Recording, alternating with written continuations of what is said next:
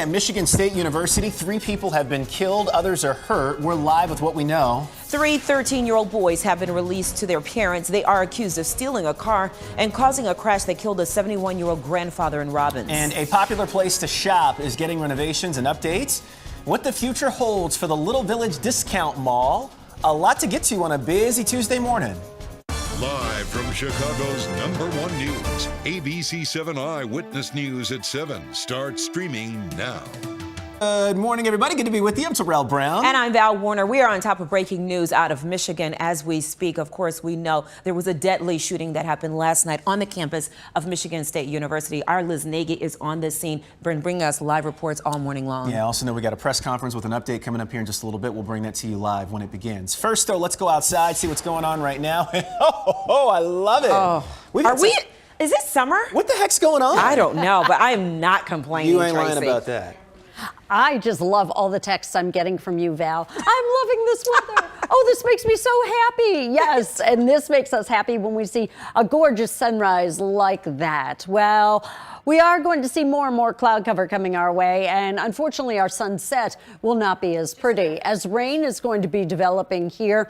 The afternoon kind of scattered, but it becomes more widespread as we get into the throes of the evening hours. Our temperatures should still make their way up into the 50s today. Right now, they're in the 30s, 37 Gary, 35 in Lombard. We'll go through that forecast in its entirety coming up. Diane?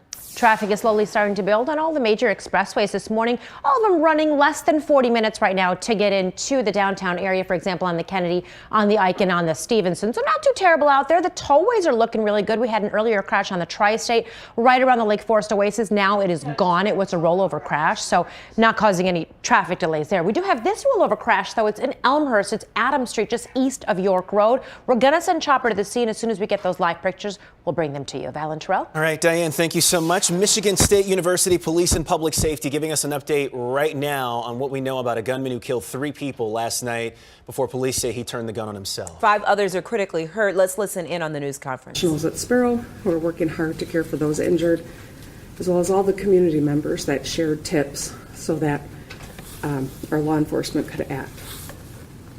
We mourn the loss of beautiful souls today and pray for those who are continuing to fight for their lives. Every Spartan student, parent, and staff member should know that Michiganders and Americans everywhere are thinking of you today.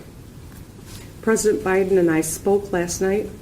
He pledged his support and the thoughts of an entire nation, and we will work together to do what is necessary to help MSU community heal.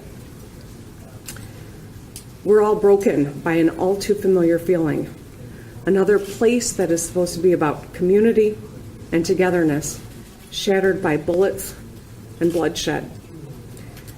We know this is a uniquely American problem. Today is the 5th anniversary of the Parkland shooting.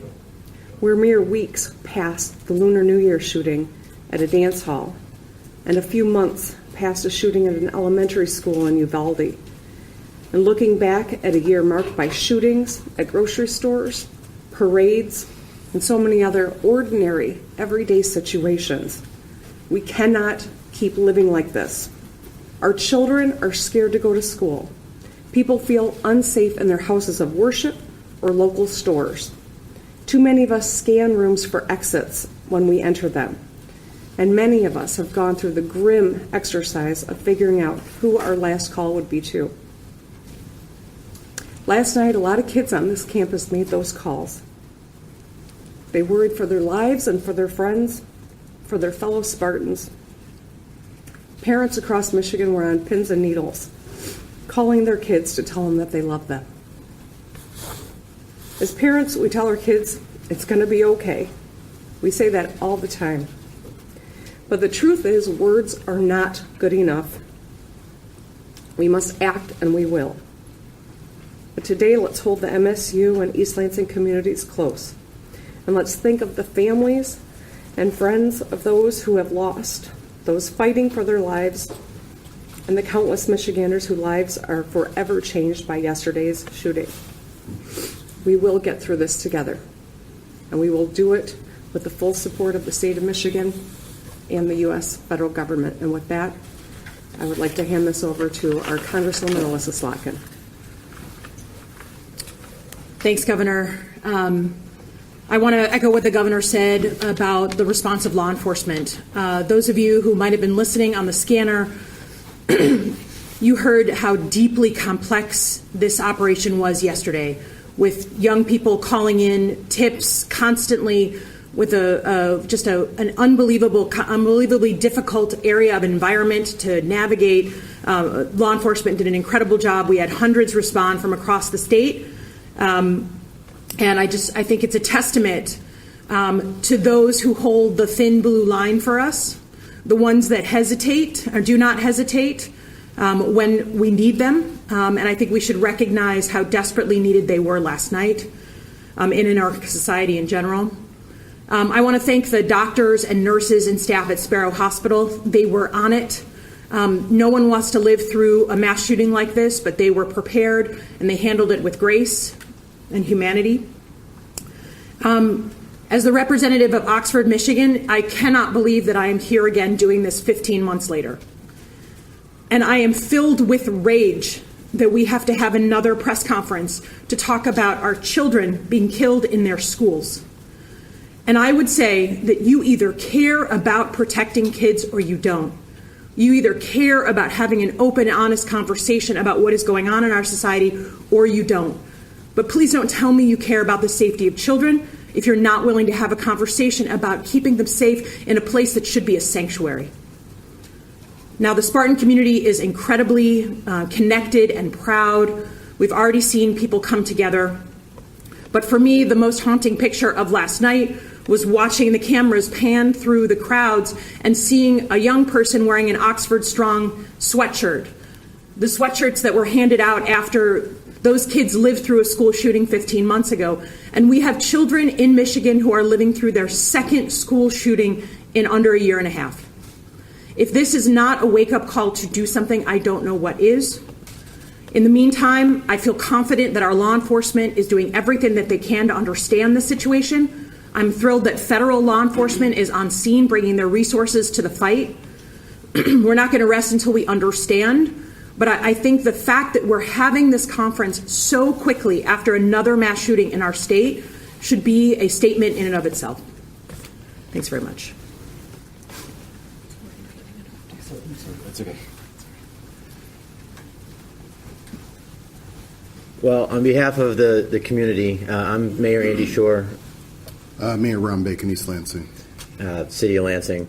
This is the morning that nobody ever wants to have. This is the day that nobody ever wants to be standing up at a lectern. When you get elected, you want to talk about the great things in your community and not this. But here we are. I do want to thank the Lansing residents who stood up. These many tips you've heard about came in from many of our residents, and as a result, the shooter was identified and the threat was neutralized. So we're very proud of our citizens in Lansing. There's going to be so much fear. It's not just the students, it's the community. I've heard from parents and citizens who didn't know what was going on. So I want to share, we have a community mental health resource that is open 24/7. It's a crisis services department, 517-346-8200. And I also want to share in the incredible job that was done by our law enforcement, LPD, ELPD, state police, Ingham County, and of course MSU. This is what they train for, and today and yesterday they were able to show that they are prepared. It's not something you ever want to do when you train, but they were prepared and they were excellent. As of today, East Lansing Hannah Center will be available to students in need of resources, and counseling will be available all day. We'll be working with the Department of Health Services today as well to extend other additional things to the community. I just want to say, as mayor of East Lansing, when I introduce myself, I'm the mayor of East Lansing, home of Michigan State University. We are indivisible. This Spartan Will thing is real. I want to send out my deepest regrets and remorse to the families that lost children, the fear stricken in the children. At Michigan State, for my children, I am a dad here in this community, is like a playground. for them. It's where you go and have your first experiences and taste of college life and fun and all those types of things. And I'm just shattered today. My heart aches for our community, and we'll be present. We'll be here in support. President Woodruff, the entire community of Michigan State University will stand hand in hand, and this is just the beginning. We will find a way forward. I don't want to stand up here and try to communicate that we have the answers at this point, but as Congressperson Slotkin said, we're going to find the answers, and we're going to figure some stuff out here. This has gone far enough. Thank you. Sir? Thank you. Yep. Good morning, everyone. I'm Dr. Denny Martin. All right. We have just heard from officials in Michigan, starting off with Governor Gretchen Whitmer, who is expressing, of course, her disgust for what has happened yet again. This is the second mass shooting and for Michigan students in the last year and a half. Congresswoman referenced another mass shooting in Oxford, Michigan, and how students there were seen running off the campus of Michigan State with an Oxford Strong shirt on. It just speaks to the terror and the fear that so many parents, students, and officials have just even living a day-to-day life on a campus. As you heard the East Lansing mayor talk about the fact that these kids are supposed to be enjoying their college years. They're not supposed to be looking for exits. They're not supposed to be running at the sound of gunfire. And that's the thing that breaks our hearts, of course, on this Tuesday, February 14th. And we didn't get really any new information other than what we know right now. 3 dead, 5 wounded. Those wounded do have life-threatening injuries, so we'll keep you posted on that. And we do know that the suspected shooter, the 43-year-old gunman, turned the gun on himself. So we'll keep you posted on what we learned from that. In the meantime, the shooting at Michigan State is the latest in what has become a deadly year so far in the United States. Dozens of people have died in mass shootings so far in 2023. Today marks 15 years since the shooting at Northern Illinois University in DeKalb. 5 people were killed, 17 others were hurt when a gunman opened fire on that campus. Bells will ring at 3:06 this afternoon outside Cole Hall to mark that tragedy. This also marks 5 years since the Parkland school shooting in Florida. A gunman murdered 14 students and staff. 3 staff members at Marjorie Stoneman Douglas High School were killed. We'll continue to watch this and bring you any new information that we get from East Lansing throughout the morning, and of course, the latest on our newscasts throughout the day and wherever you stream. And other news this morning, 3 13-year-old boys are home with their parents after being accused of stealing a car and causing a deadly crash. Yeah, and this morning we're learning more about the victim, a beloved grandfather. Right now, Jessica D'Onofrio is live in Robbins with what we know about how he's being remembered, Jess. Well, Val and Terrell, the victim's family, tell us that he adored his children and his grandchildren, and they are looking for accountability. Now, this morning we're seeing pictures of 71-year-old Donald Carter Sr. Carter was killed on Sunday after a stolen vehicle with 3 teenagers crashed into his car in South Suburban Robbins. A small memorial now growing near South Clair Boulevard. Carter's nephew says his uncle was a retired auto mechanic who loved his family and joking around with people. Meanwhile, Robbins police tell us the 3 13-year-old boys have been released to their parents. There's no reason why they should be at home. My uncle can't go back home. His family can't see him again.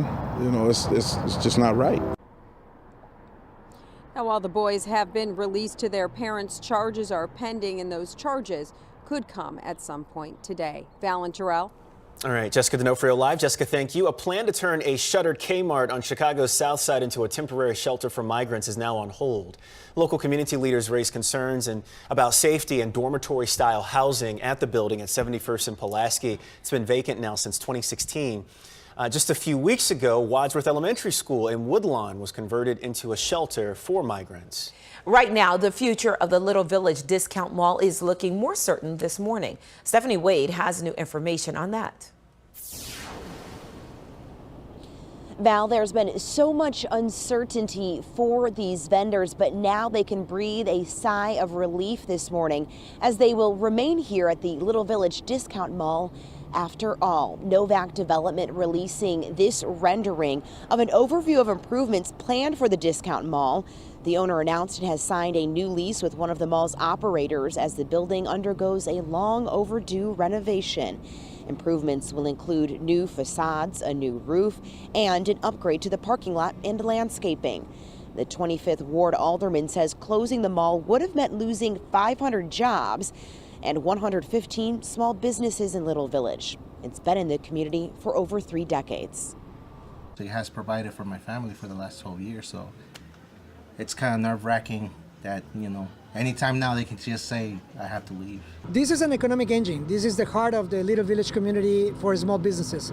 Over 150 small vendors, specialty items that are sold only here in the discount mall. We have visitors that come from all over the city, over the state, and all over the Midwest. See, this is the engine of 26th Street. So for us, this cannot be replaced. And city officials plan to meet with the mall's owner on Thursday to discuss more long-term plans and what the future holds for the mall. Val and Terrell, back to you. And Stephanie Wade live this morning. Stephanie, thank you. Elgin Area School District U46 has tapped its second in command to be its interim superintendent. At a school board meeting last night, the board announced its deputy superintendent of instruction, Dr. Suzanne Johnson, will take over.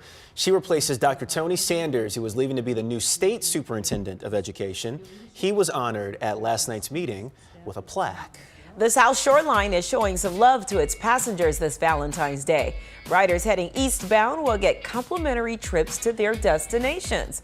That's today on all their trains. Riders going west will have to pay.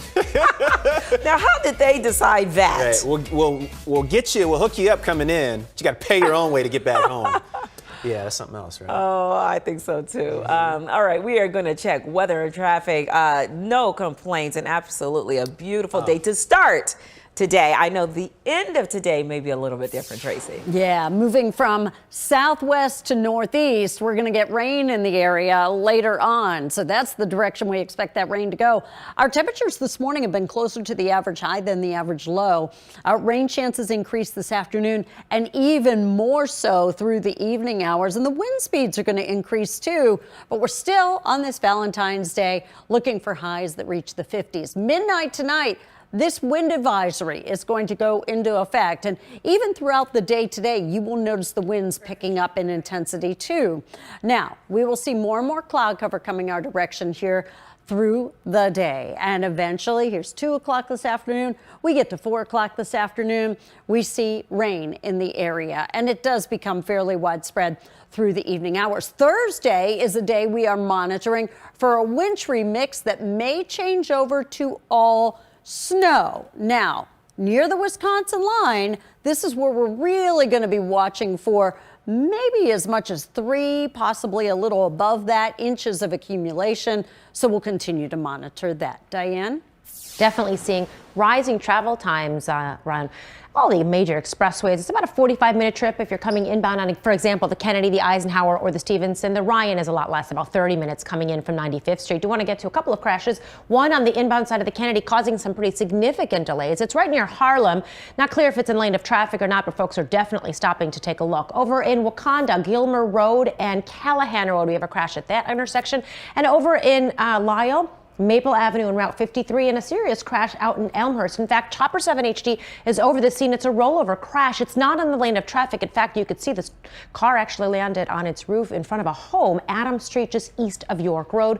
We do have some emergency equipment there as well. Not sure the extent of injuries involved. Back to you. Okay, Diane, thank you so much. More than 37,000 people have died. More than 37,000.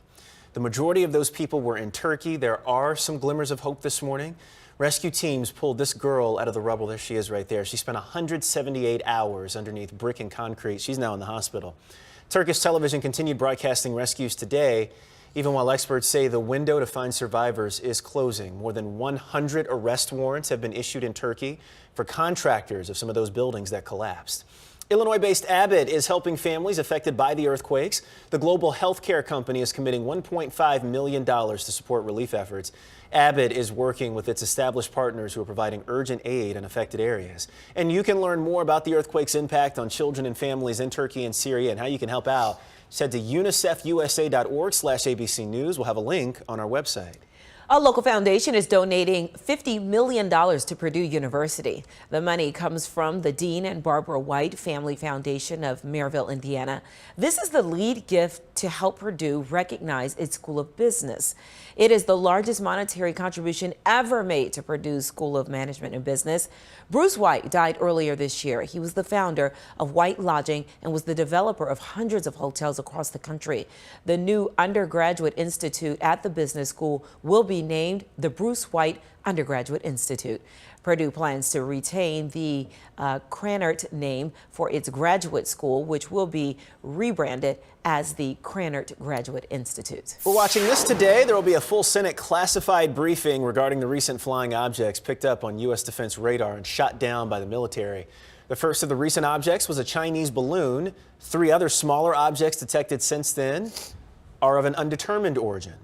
And here at home, a free steering wheel lock giveaway in the north suburbs. The locks are meant to combat an increase in thefts involving Kia vehicles. They'll be handed out at the Evanston Police Station at certain times through Friday.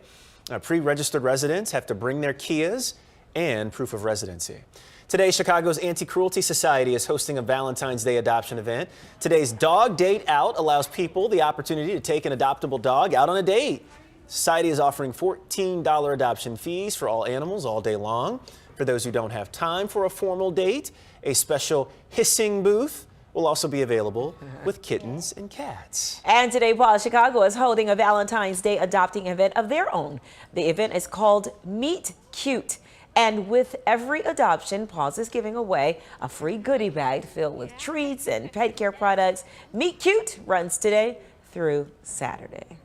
Oh, yeah, it's really cute. I know, right? It is Meet Cute, isn't it? It is. All right, right now we're going to join our Good Morning America viewers. Yep, Tanya Babbage will have a news update on TV, and in just a bit you'll see it right here too. And then when we come back, more live and local news. A lot to get to on a busy morning. We'll have that right after this.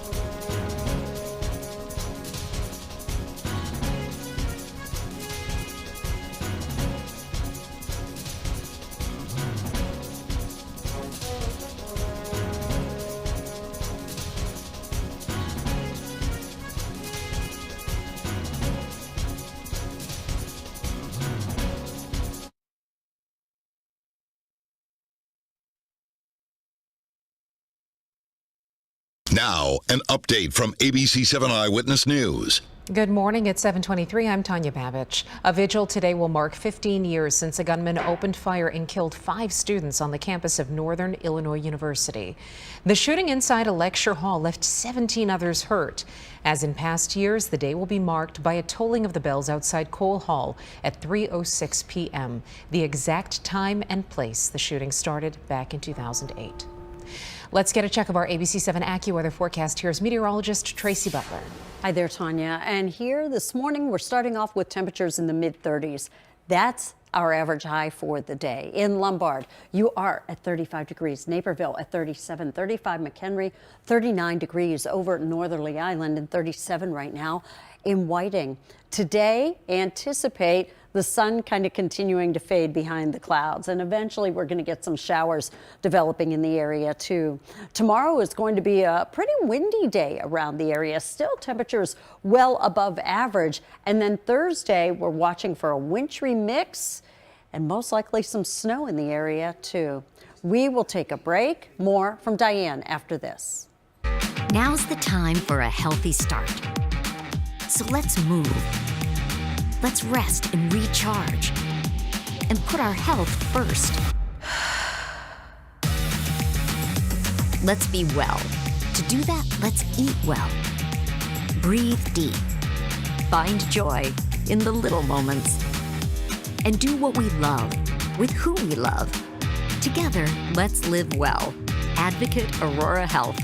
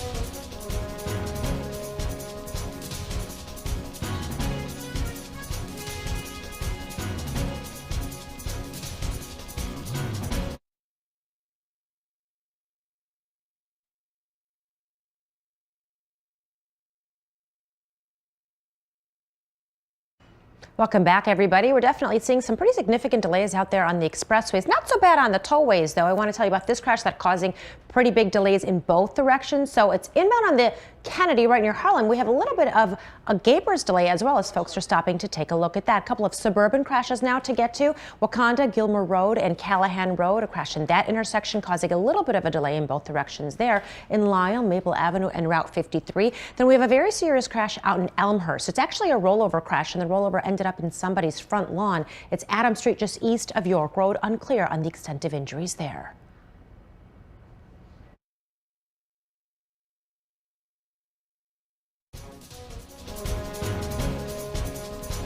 Welcome back. Time now 7:27 in the morning. Beautiful start to the day, above average temperatures, but things may change a little bit later today. Tracy will be back with the full forecast. All right. In the meantime, today the Ladies of Virtue will drop off love boxes dedicated to empowering young girls. The group packed the boxes over the weekend. Today they'll deliver them to girls at Parker Community Academy out in Inglewood. Oh, I love this. That's really Ladies of Virtue, wonderful organization too, doing great things for girls. And I love that message too on a day like today. You know, Right. it ain't about some dude walking up pampering you with all these gifts, and it's...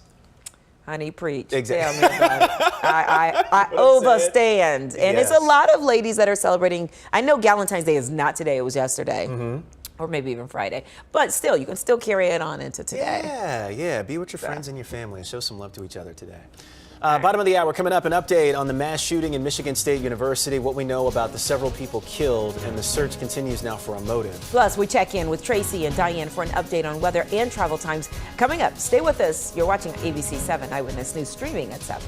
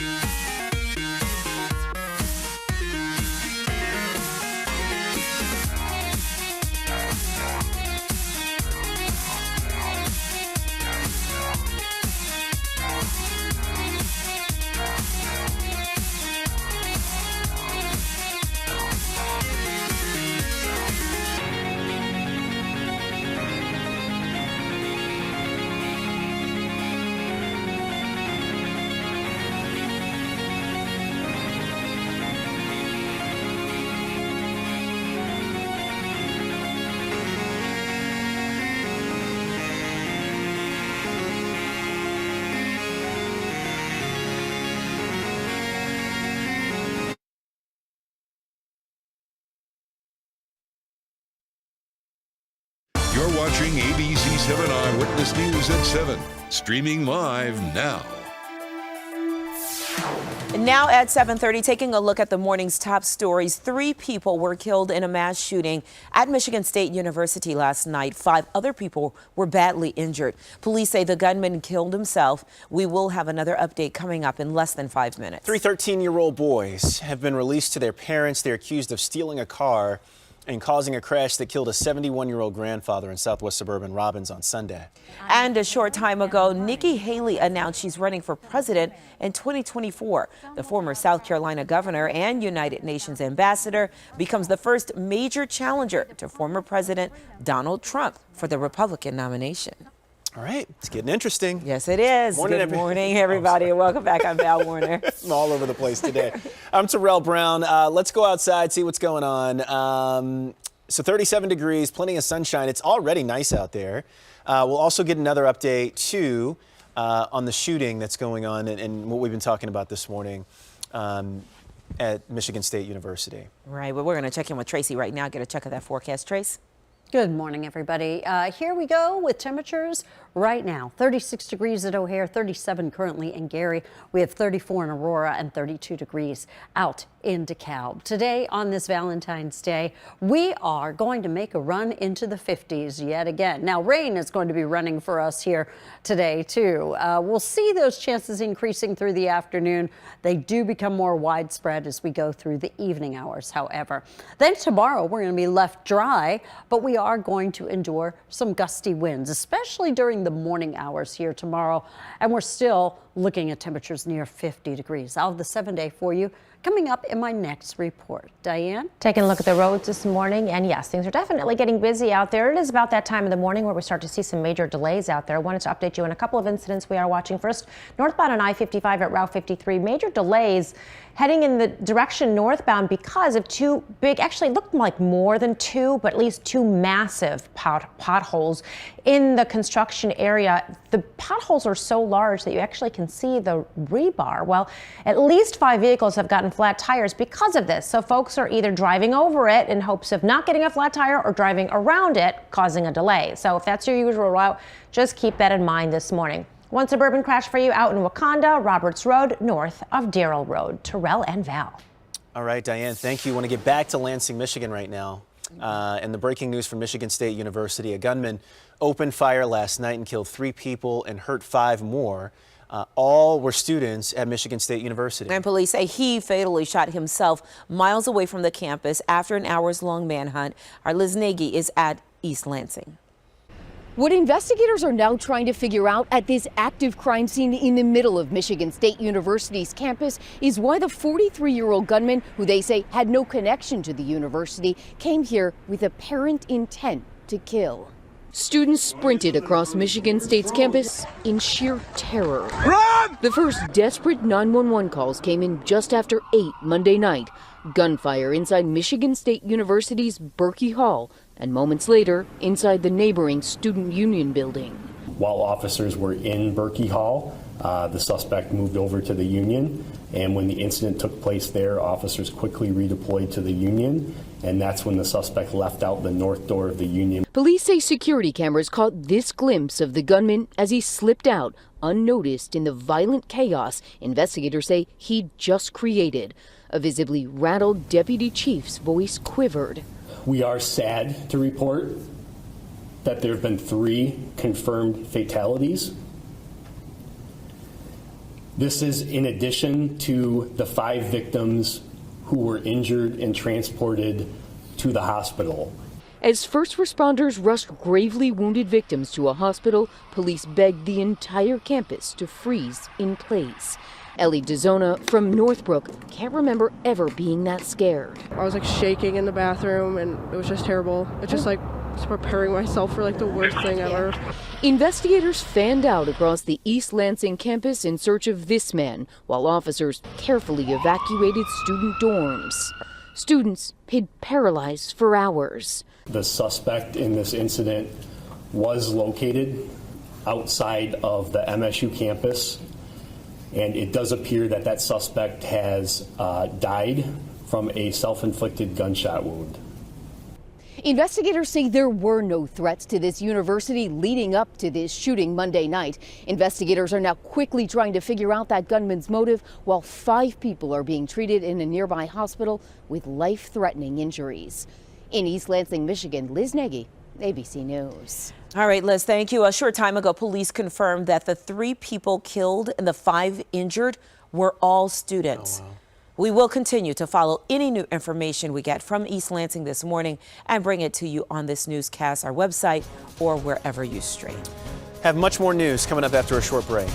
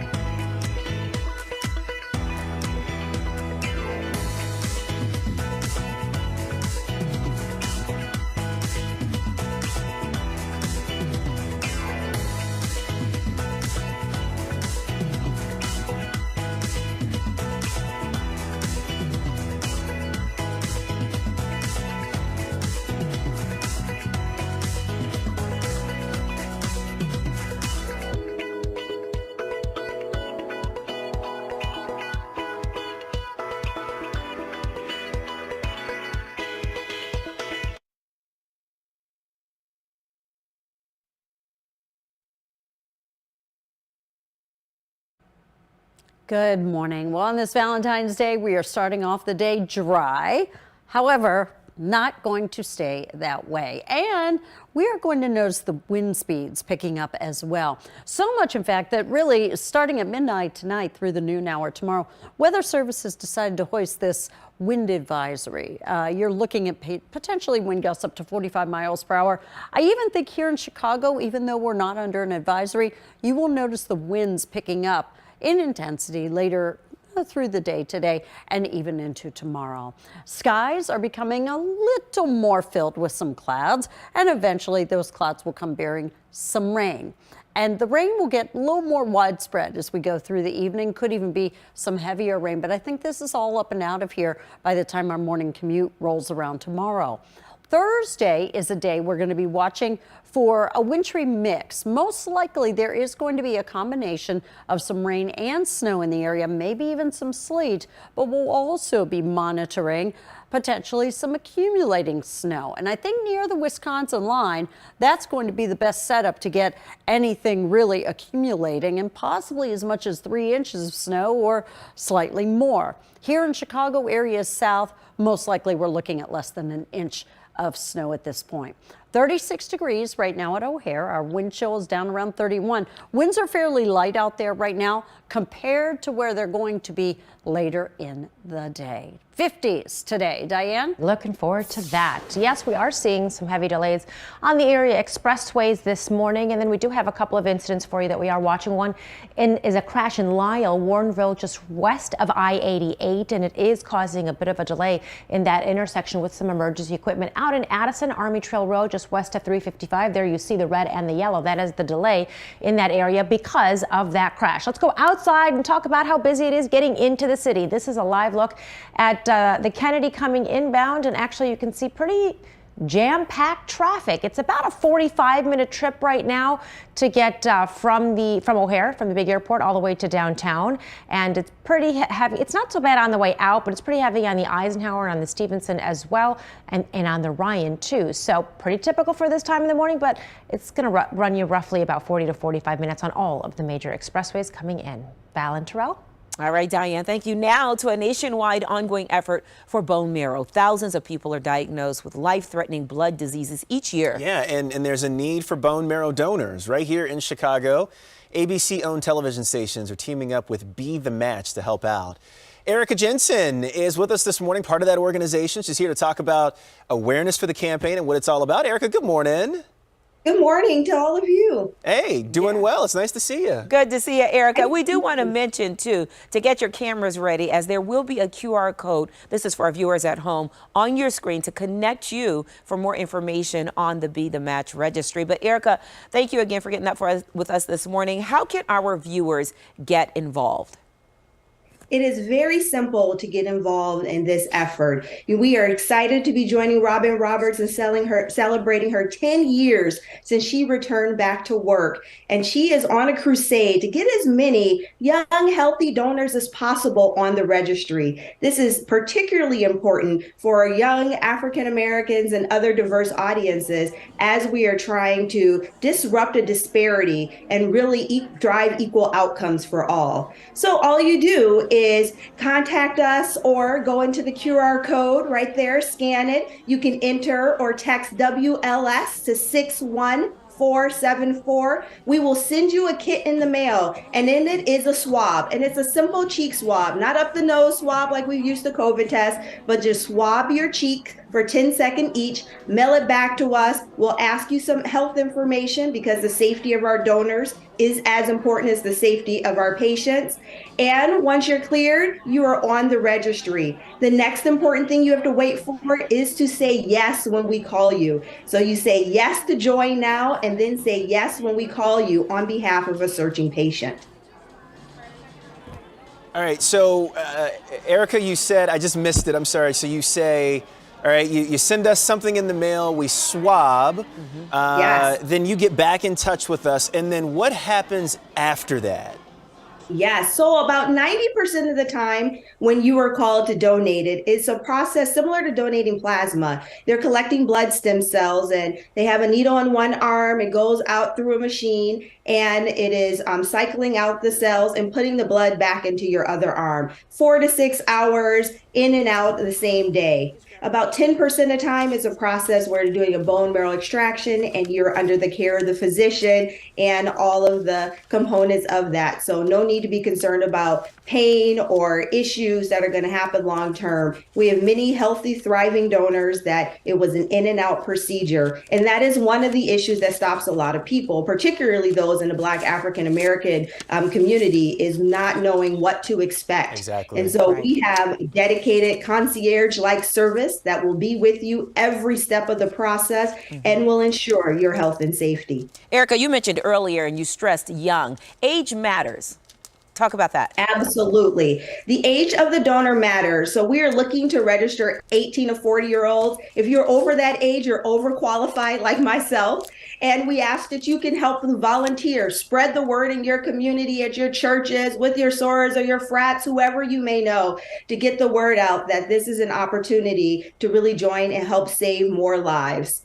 But we also are taking people who are interested in learning more about how to support us and advocate. So you're never too old to participate in the mission, but to join the registry, you must be 18 to 40. Well, I just aged out of the swab, but we do have, this is what it looks like. You get an envelope like this. Here's the swab. T is actually taking it out, and just 10 seconds on the inside of your mouth. Doesn't, you want to give it a whirl? Yes. 10, there you go. 10, Just 9, little 8. circles on each side. Yeah, 7, 6, Doesn't matter which 5, side that you start with. 4, 3, 2, 1. Boom. Boom. There you go. Easy as that. All right, and then just mail it back in. Guess I'm going to have to volunteer another kind of way. Erica Jensen, thank you so much for your time with Be the Match and of all your efforts, too, because like you mentioned, yesterday I was on a live shot talking about this at Harold Washington College, and I was really stunned at how low the numbers are. 29% for African in terms of matches for African Americans versus 79% for white folks.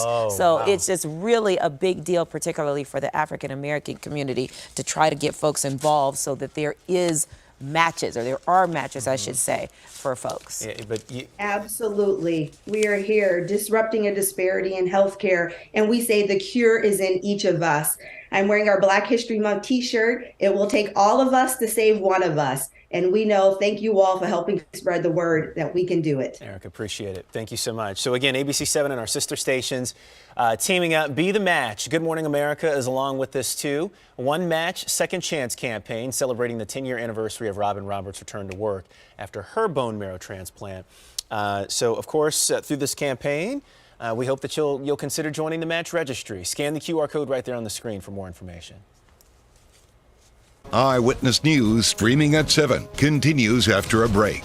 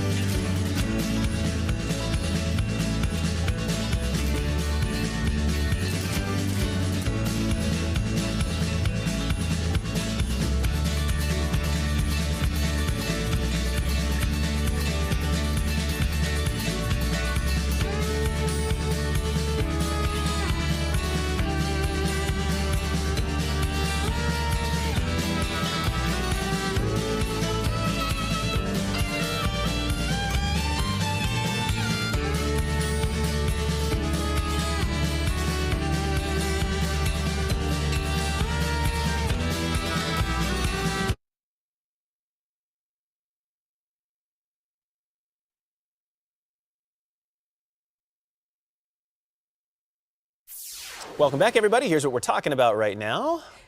All right. Forbes is out with its annual list of highest paid entertainers. Topping the list, Genesis, and it's all thanks to the sale of their music catalog. It's a lot of this going on these days. Yeah. $230 million payout for them. Then Sting, same deal, $210 million, also selling their catalog.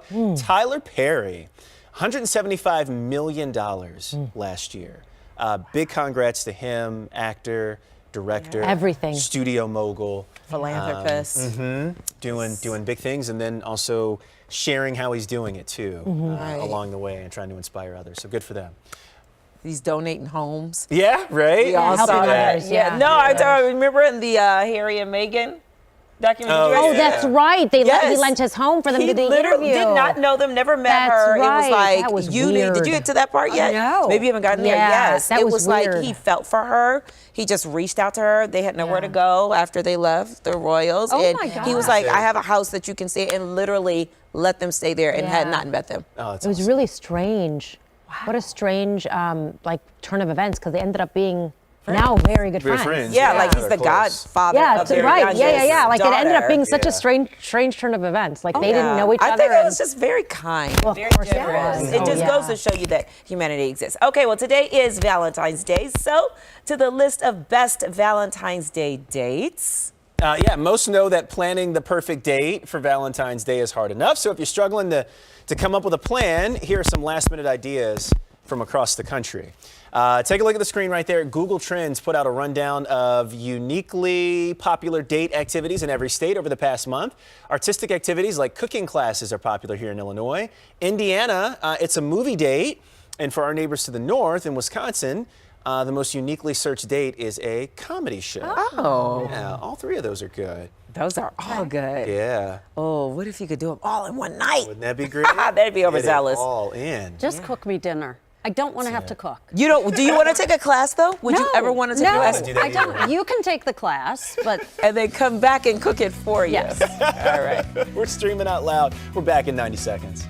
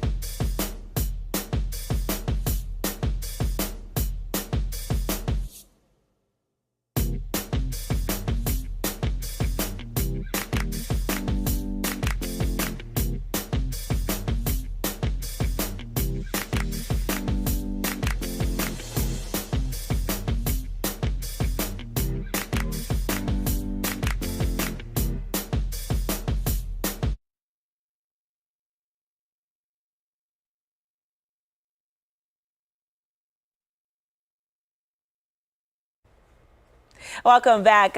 We now head on out to the Chicago Auto Show. Yeah, Roz has a look at what's going on. Roz?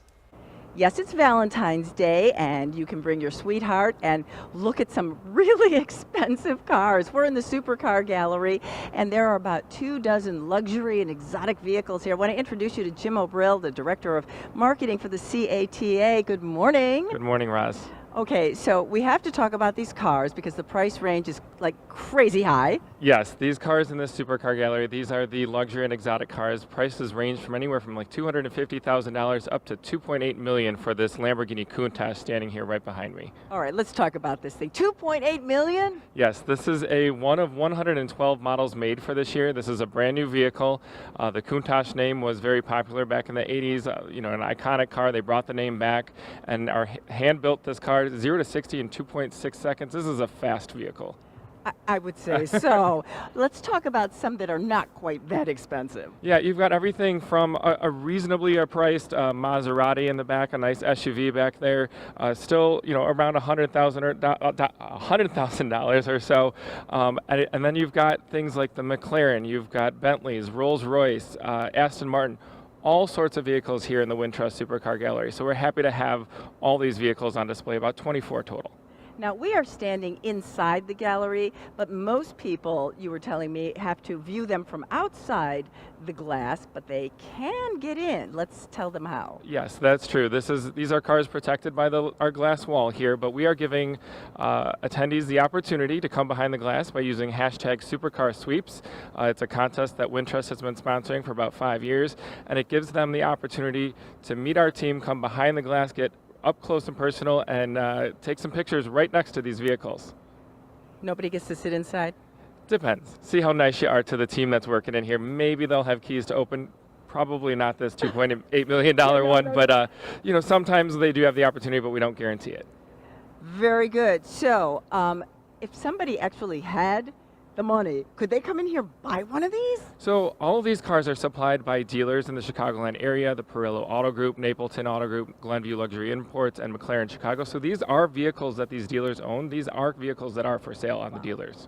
Okay, not for me. Yeah. I'd be a little afraid to buy any of these cars and drive them around the city of Chicago with the roads around here, especially after the winter potholes. Yeah, I don't even want to touch this thing. It's just like, that's kind of scary. These are the look but don't touch vehicles. Right. All right, Jim. Thank you so much.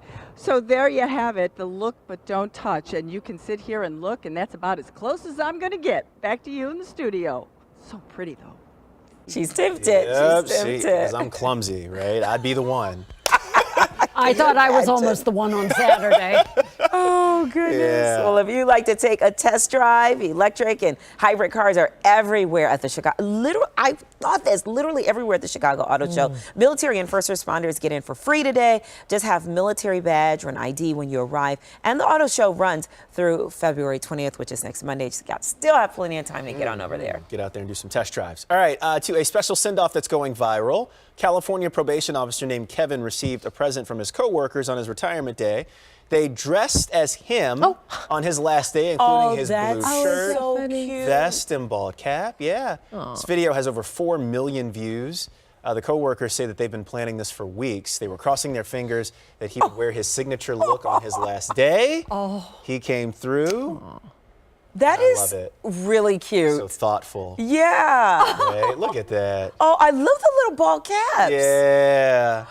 Oh, on my last day, can you guys all get this wig? Yes. I would gladly do that. Put it on? I would gladly do that. I can do it for you. Oh, man. I can do wig Wait, what? I don't want to talk about your on last you. day, though. That's sad. No. We're talking about like 20 years from now. Yeah. Okay. Sure. Oh, Lord, by then I might be bald. I've had enough with Black Hair Chronicles and just shaved it right in there and put me apart. I'm going to start getting designs and platinum blonde. You know what I'm talking about, T. I'm going to go over to that barbershop. You're going to be getting your hair cut and you're going to look over. Val, hey!